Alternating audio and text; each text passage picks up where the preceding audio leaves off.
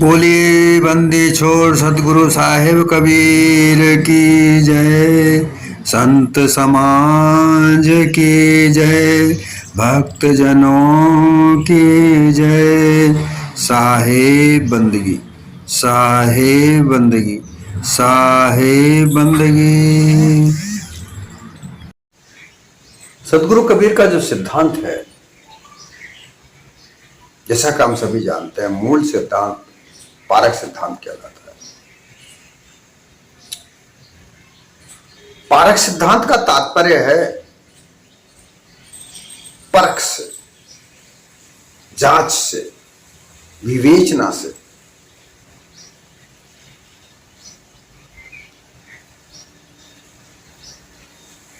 और यह विवेचना, यह पारख,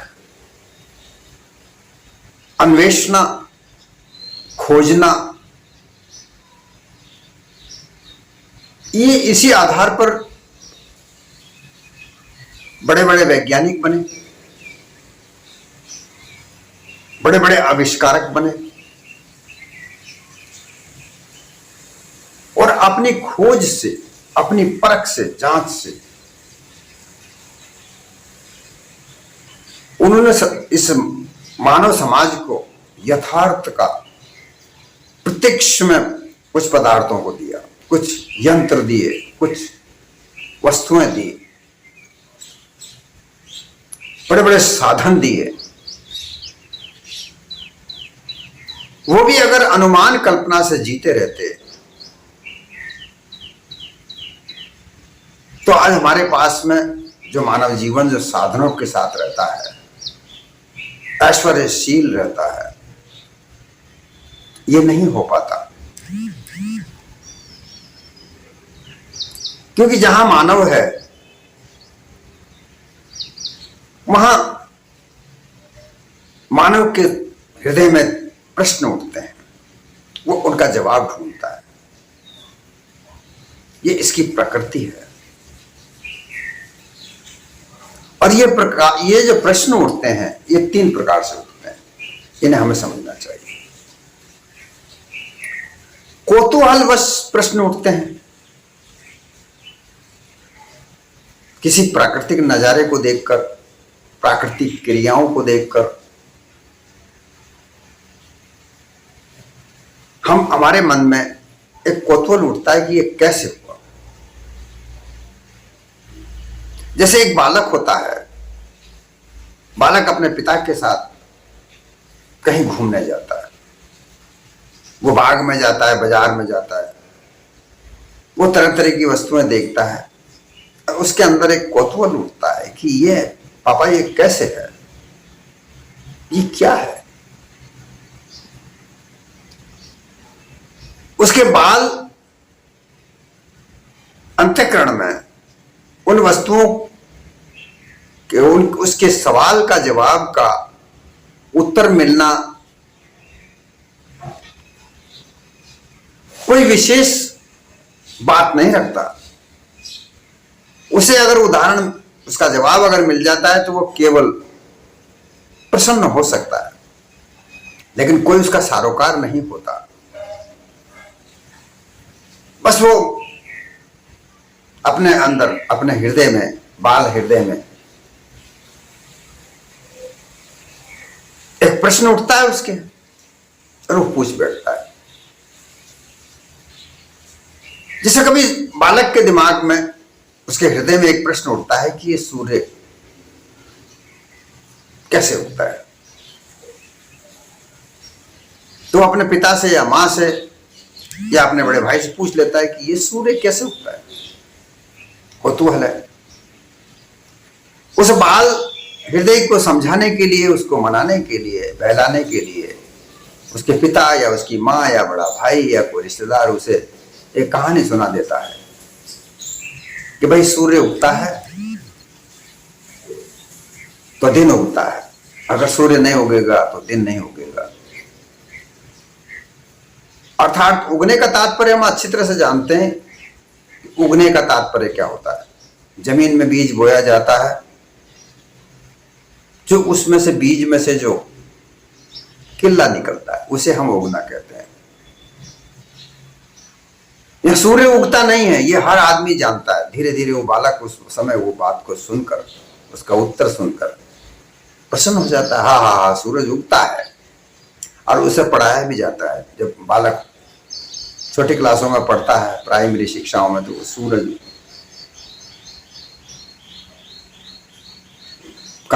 कविताएं भी बनाकर बालकों के लिए पहलाने के लिए हो जाए।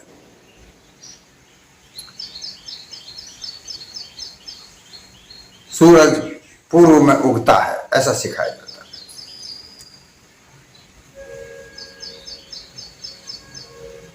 ये कौतूहलवश जो बालक के मन में उठती बातें, वो कौतूहल होती हैं, जिससे कोई अभिप्राय नहीं होता, जैसा कोई लक्ष्य नहीं होता। बस पूछ लिया जाता है और उसका उत्तर कुछ भी मिले, उसको जांचा परखा नहीं जाता कि ये सही है या गलत है, इसका अभिप्राय क्या है, ये कुछ नहीं जांचा जाता। इसी तरीके से दूसरा प्रश्न उठता है, दूसरी तरीके से उठता है, वो जिज्ञासु की तरह उठता है। यह जिज्ञासु खोजी होते हैं, तरह तरह की वस्तुओं की खोज करते हैं, संकलन करते हैं, और यही इनका संकलन आगे जाके मुमुक्षुता बनती है, अर्थात गहराई में खोजने की बात, जो एक लक्ष्य हो जाता है। जिज्ञासु का एक लक्ष्य नहीं होता, उसके कई लक्ष्य होते हैं। वह जिज्ञासा धीरे धीरे मुमुक्षुता पर जाती है तो वह एक लक्ष्य बनती है। उस लक्ष्य को प्राप्त करना उसका परम कर्तव्य बन जाता है। जब तक वो लक्ष्य पूरा नहीं होता, वो बेचैन हो उठता है, अपना पूरा हृदय, पूरी मानसिक स्थिति उस पर लगा देता है।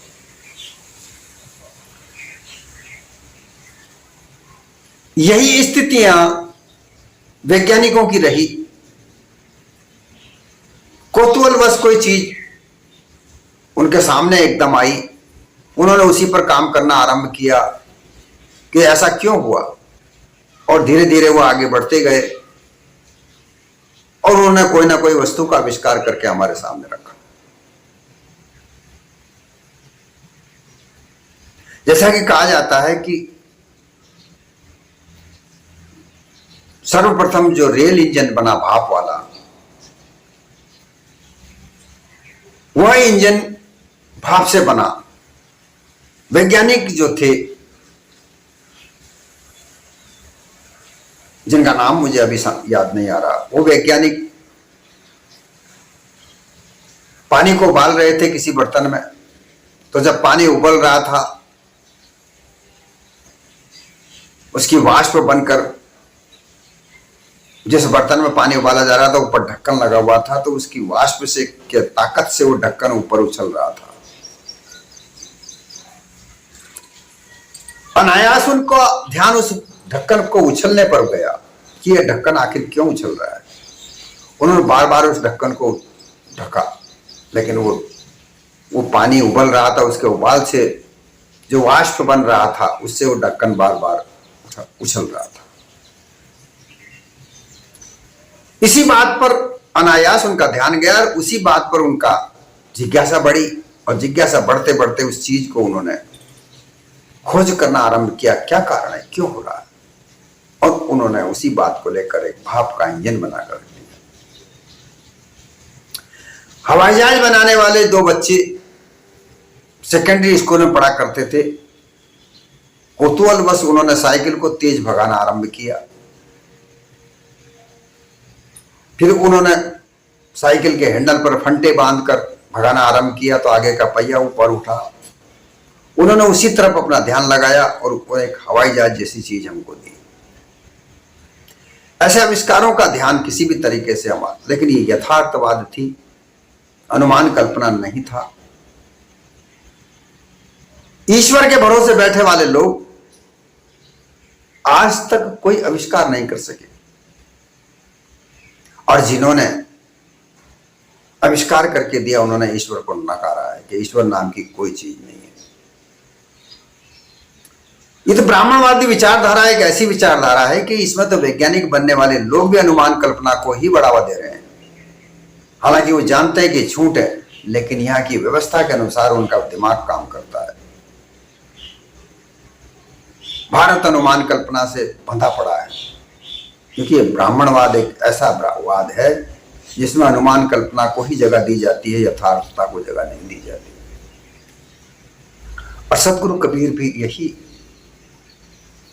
विचारधारा के थे, क्योंकि जांचे परखे बगैर कोई सत्य यथार्थ सामने नहीं आता।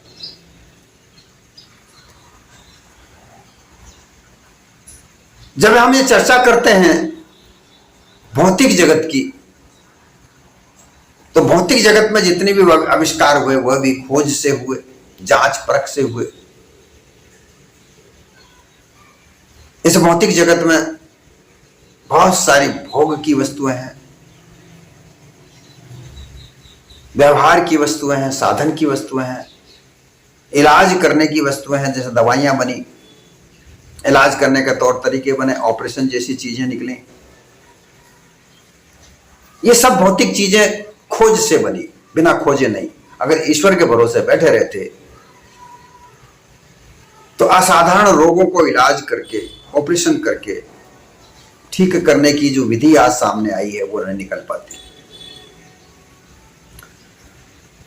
हालांकि वो भी एक ईश्वर विचारधारा से बंधे पड़े हैं, क्योंकि ईश्वर विचारधारा से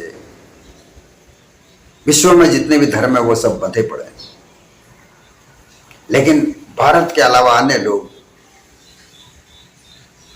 वैज्ञानिक दृष्टिकोण को ज्यादा मानते हैं, और भारत के ज्यादा ब्राह्मण वगैरह जो ब्राह्मणवाद है वह अनुमान कल्पना को ज्यादा मानते हैं।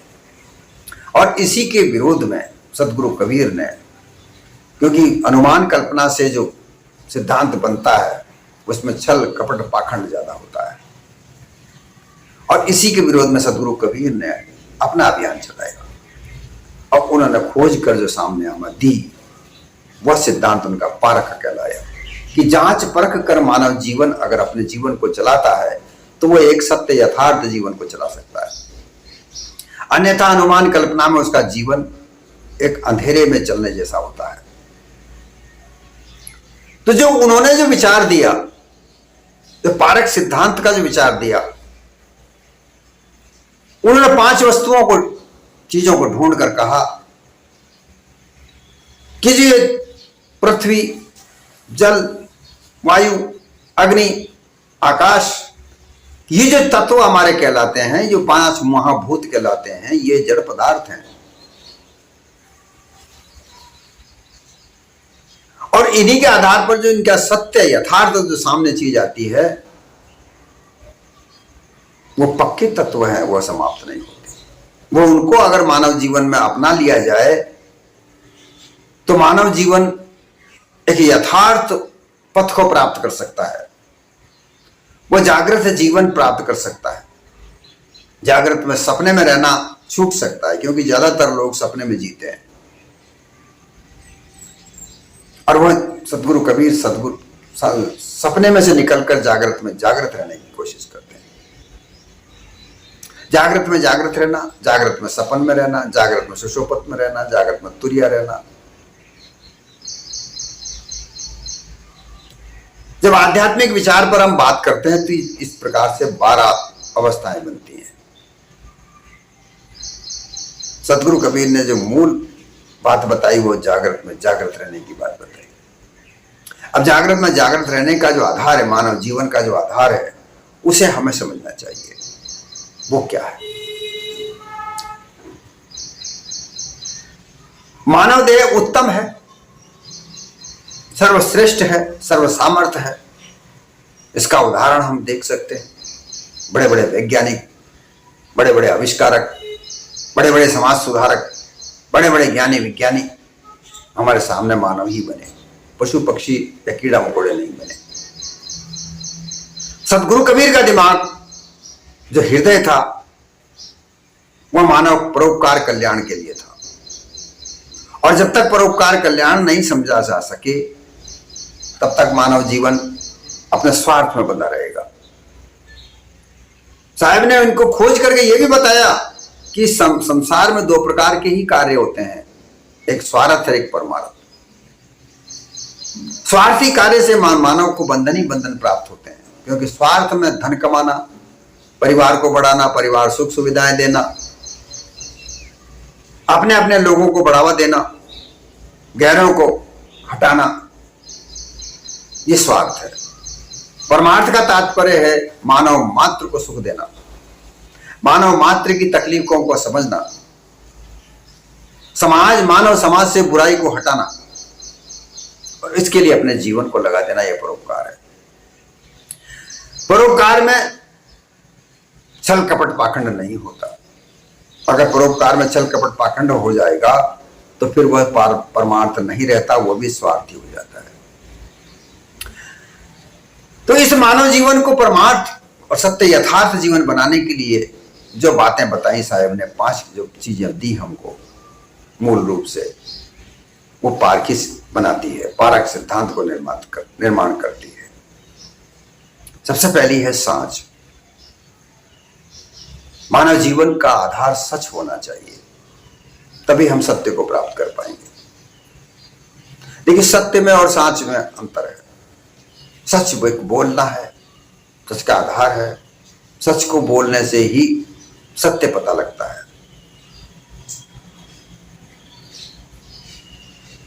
किसी व्यक्ति ने हत्या कर दी, अब हत्या करने वाले को किसी ने चाकू भोंकते हुए देखा, किसी ने भागते हुए देखा, किसी ने ना तो भागते हुए देखा ना चाकू भोंकते हुए देखा। मृतक पड़ा हुआ था जिसकी हत्या हुई, खून बह रहा था, आसपास लोग इकट्ठे हुए थे, बातें कर रहे थे कि वो मार कर गया, फला आदमी ने चाकू भोंका है, वो सुना। कई तरीके गवाह इकट्ठे हुए। हत्यारा पकड़ा भी गया, हत्यारा कहता है मैंने नहीं मारा। अब अगर ऐसी स्थिति में जब जांच की जाती है, परख की जाती है, न्याय दिलाने के लिए बात आती है, तो जब तक कोई अपनी आंखों से सच्ची प्रकार से प्रत्यक्ष दर्शन में चाकू भोंकते हुए नहीं देख ले, तब तक इस बात का प्रमाण नहीं लगाया जा सकता कि ये फला आदमी जिसको हत्यारा कहा जा रहा है, ये हत्यारा है या नहीं। तो सत्य क्या मिलेगा कि हत्यारा ये है या नहीं, और सच ये है कि जो अपनी आंखों से देखेगा कि मेरे सामने इसने चाकू भोंका है, वह आदमी सच बोलेगा। सच सभी बोल रहे हैं, जितने भी। अगर उनको गवाहों को झूठे आधार पर ही पढ़ा सिखा करके खड़ा किया जाए, वो बात अलग है। अन्यथा वहां पर जो उस हत्या की स्थिति को देखने वाले लोग जो अगर होंगे, तो जिन्होंने जो देखा वो बताएंगे, वो भी सच है, वो भी सच बोलना है। कोई कहेगा कि मैंने तो भाई पीछे से देखा था, मैं पहचान नहीं सकता, लेकिन एक आदमी भागता हुआ नजर आया था और इस व्यक्ति के पेट में या हृदय में चाकू लगा हुआ था। एक व्यक्ति देखता है कि मैंने ना तो भागते हुए देखा, मैं आया था जब ये चाकू लगा हुआ था, ये तड़फड़ा रहा था, ये आदमी यहां पर खड़ा था। कई तरह की बात बताते हैं, लेकिन कोई आदमी कहीं ना कहीं से जब खोज आरंभ होती, कोई आदमी ऐसा निकल के आता है, वो देखता है कि फला आदमी ने मेरे सामने चाकू भोंका है, मैं वहां से देख रहा था और मैं उसे जानता हूं। ऐसा आदमी मिलते ही, वो गवाही मिलते ही उस हत्यारे को पकड़ लिया जाता है। सत्य सामने आ जाता है कि यह हत्या है। तो सच और सत्य में यह अंतर है। सच का आधार होता है तो सत्य को समझा जा सकता है। अगर झूठ का आधार होता है तो फिर अनुमान कल्पना में ही कयास ही लगा सकते हैं कि कोई ईश्वर है, उससे संसार चलता है, ब्रह्म सत्य है, जगत मिथ्या है, ये सब कयास लगाए जा सकते हैं। लेकिन सत्य तो यह है कि जीव के अलावा कोई सत्य नहीं खड़ा होता। सतगुरु कबीर ने यह विचार दिया कि जीव ही से सब कुछ होता है। यह सत्य है, जीव सत्य, क्योंकि जीव अमर, अविनाशी है, अचल है, अटल है। इसका जन्म मरण नहीं होता, सभी शास्त्र इस बात को कहते हैं, सभी धर्म शास्त्र इस बात को कहते हैं। तो फिर सत्य तो यही है। फिर अनुमान कल्पना से तरह तरह की मान्यताएं बनाने से क्या फायदा? जांच परख कर सदगुरु कभी नहीं है सिद्धांत। और ये कब पकड़ा जा सकता है? कि उसका सच का आधार हो, सच बोलना चाहिए। अब इस सच को देखे तो हम लोग कहते हैं कि पृथ्वी सच के ऊपर टिकी हुई है भाई। सच का जो सूक्ष्म से सूक्ष्म अति सूक्ष्म जो आधार पकड़ा जाता है तो वो है सच। तो यहां सच का आधार है अर्थात सत्य की धरती है। धरती नाम के जो तत्व है उसका जो सूक्ष्म अति सूक्ष्म जो आधार पकड़ा जाता है वो है सच। अब इस सांच की भी 5 प्रकृतियां माने। अब इस सांच के साथ क्या क्या होता है उनको प्रकृति जिस तरीके से पदार्थ पृथ्वी तत्व की 5 प्रकृतियां बताई जाती है, इसी तरीके से सच की 5 प्रकृतियां मानी गई, परख कर जांच कर बताई कि ये सांच के साथ 5 चीज होती है। क्या होती है? सच एक निर्णायक होता है, बिल्कुल अटल होता है, निर्णायक स्थिति होती है। निर्बिंद होता है। निर्बिंद का तात्पर्य होता है कि वो निर्द्वंद होता है, उसमें किसी प्रकार का कोई द्वंद्व नहीं होता, कोई शंका नहीं होती। वो प्रकाश अर्थात सच एक सभी को मानने वाला होता है, सभी को राह बताने वाला होता है कि सच जो मिल जाए तो वही राह है, वही प्रकाश है। वह स्थिर होता है, सच एक स्थिर होता है, वो कभी बदलता नहीं है और उसमें क्षमा होती है।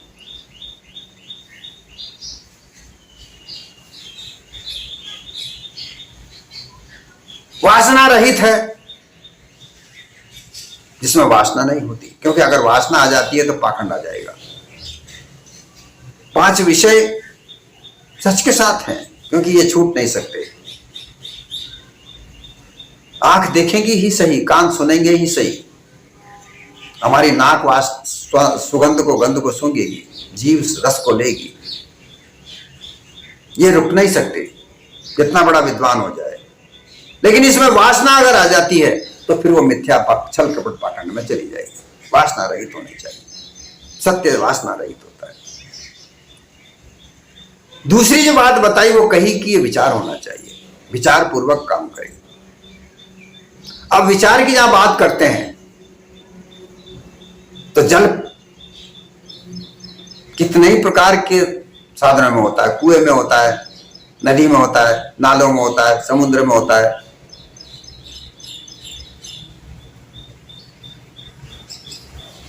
लेकिन उसमें जल एक है, साधन अलग अलग है।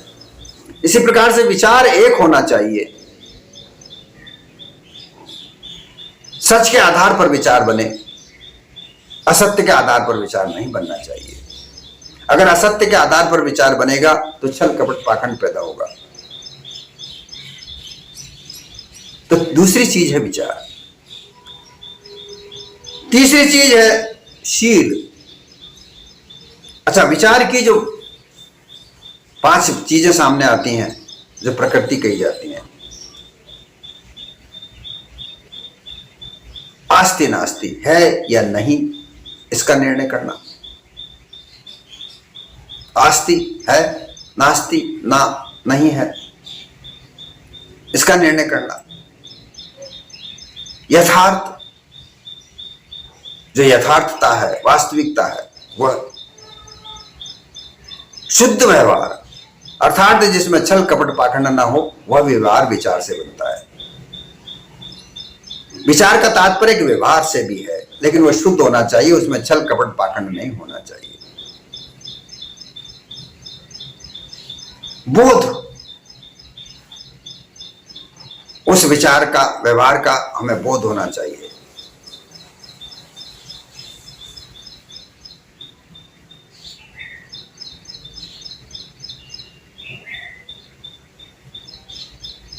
और जो असत्य है उसका त्याग करने की क्षमता होनी चाहिए।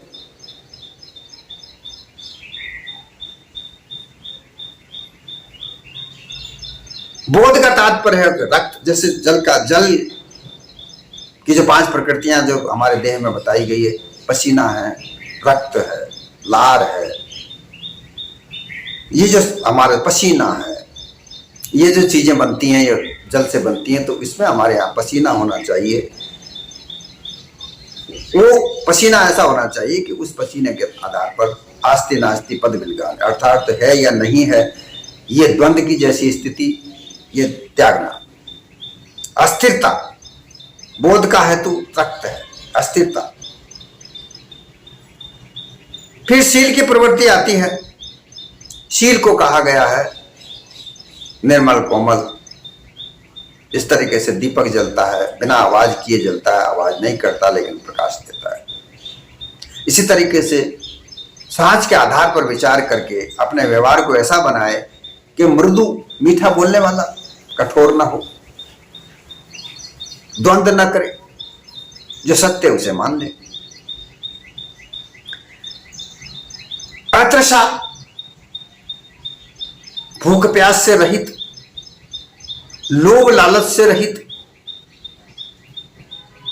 तृष्णा काम शक्ति का खत्म हो जाना, निर्मैथुन रहना। मैथुन का तात्पर्य यह नहीं है कि कभी मैथुन ना करे, लेकिन समय समय पर करे और अपने जीवन साथी के साथ करे, ये नहीं कि व्यभिचार करे। ये शील की स्थितियां हैं। फिर आती है बात दया की। ये शील की जो स्थिति बनती है ये अग्नि तत्व की बनती है। अग्नि जिस तरीके से शांति से जलती है, आवाज नहीं करती, प्रकाश देती है, इसी तरीके से शील जो है तो नम्रता पूर्वक व्यवहार करना, जिससे व्यक्ति का व्यक्तित्व प्रकाशित होता है, मानवता सामने आती है। अमानवीयता कठोरता से सामने आती है, अशीलता से सामने आती है, जो दुर्व्यवहार दुराचार से सामने आती है। चौथी जो सामने आती है वो है दया। दया का तात्पर्य होता है कि दया, हवा रूप दया। जिस तरीके से हवा सर्व जगह पर बहती है, उसी तरीके से हर दिल में दया होनी चाहिए। अब दया हवा जब चलती है तो किसी के साथ में ये नहीं कहती कि मैं वहां फला जगह पर नहीं जाऊंगी। वो शूद्र है या वाणिया है या ब्राह्मण है या क्षत्रिय है, वो गंदी से गंदी जगह में भी हवा जाती है। गंदगी को हवा जब प्रवेश करती है तो वहां से गंदगी हटा देती है, गंदी दुर्गंध को समाप्त कर देती है। जल में अशुद्धियां रहती हैं, उसको हवा अशुद्धि को दूर करती है। तो जो अशुद्धि है उसको वो दूर करती है हवा।